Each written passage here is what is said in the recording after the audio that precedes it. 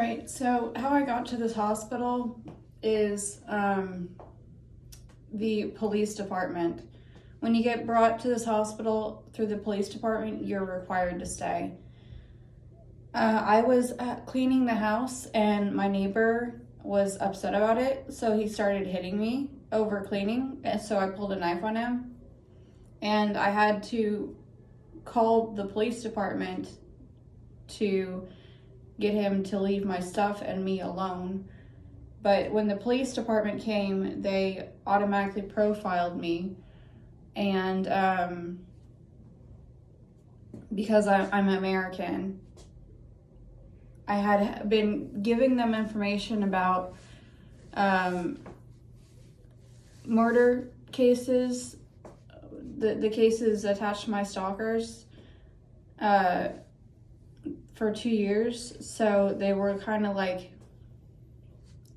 already having a bias towards me, but they didn't have a bias towards my neighbor who was from South Korea. And my neighbor was interrogated and asked if I had schizophrenia, even though I really didn't show any signs of it. He was crying and upset, and they were interrogating him through the closed door and like beating on the door to try to get him to say that I had it. And then the police officers put in the file that I had it. So that was lovely. But while they were there in my apartment, my rental building, I was recording what they were saying and doing, which has already been posted on YouTube.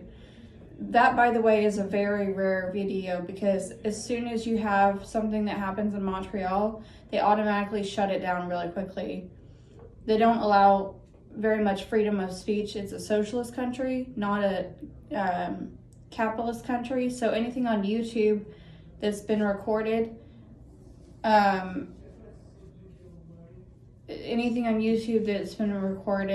is very rare with Montreal, because it's very hard to find a socialist justice thing, because the news media is not going to broadcast it because it's a socialist country.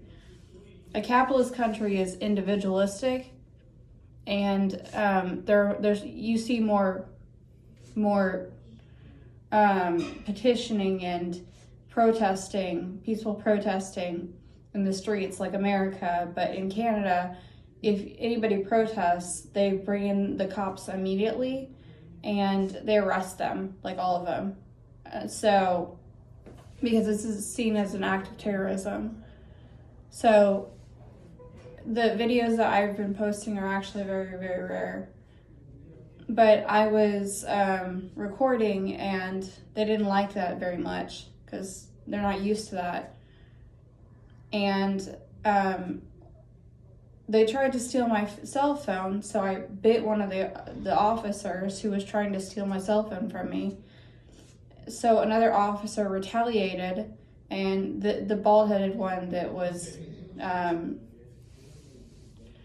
the bald-headed one, he retaliated, and he pointed a loaded gun at me for biting an officer to get my cell phone back, because I was being dragged out by 5 different cops.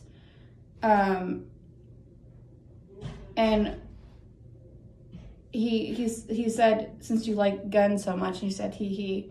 And another officer told him to put his gun away. But they eventually stopped trying to steal my cell phone from me, and I was dragged out of my rental down the steps, and the officer that had pointed his gun at me, proceeded to beat me on my abdomen right here and right here. I showed pictures of that on my YouTube video. He wrung my arm because he said he didn't think that I had a blood clotting disease.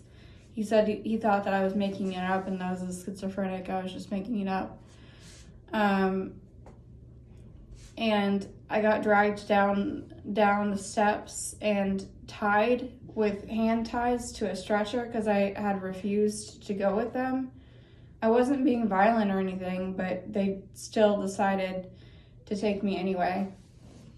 And as soon as I got to the general hospital, the doctor had no questions whatsoever. There wasn't an evaluation or anything. This is a general practitioner, not even a psychiatrist. So the general doctor said that I had schizophrenia, even though general practitioners don't even have the licensure to do that. So I went straight to the mental institution for being assaulted over cleaning. So, and my story isn't very uncommon. A lot of people who are being evicted with a mental illness or someone who has a mental illness, whether the landlord is doing the eviction correctly or not, they still find the easiest way is to send the person to the mental institution and then attempt to steal their stuff.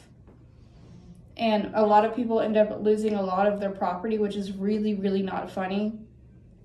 Or they sit in here and they can't do anything and someone steals their property, because it's a lot like sitting inside of a jail cell.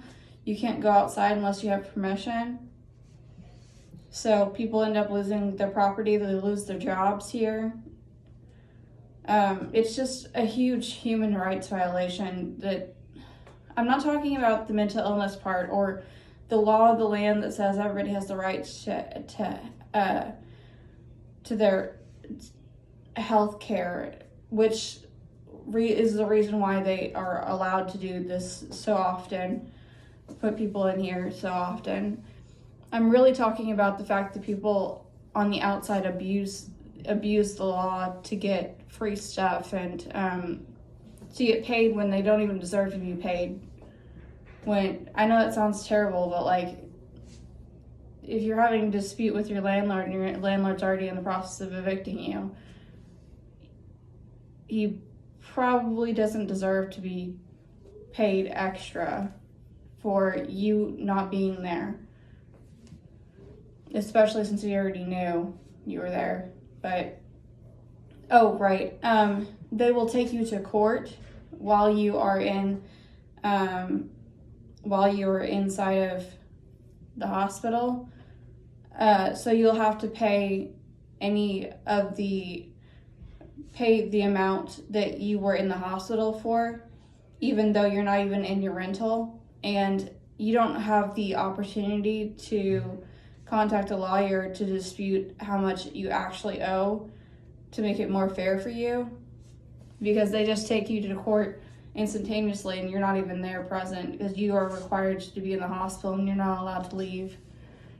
So that's fun. That's what happened in my circumstance. I ended up owing him like $900 or something, and it was not something he deserved. So that's basically it. And I'm distracted by a bird that's over there that you can't even see. It's sitting on a branch right outside the window. If anybody else has a story like this, go ahead and post it, because I'd like to hear more to see if Montreal has any more problems like mine. Because I've heard from the patients in the hospital that this is a problem, but not really on the outside. All right, that's it for now. Bye.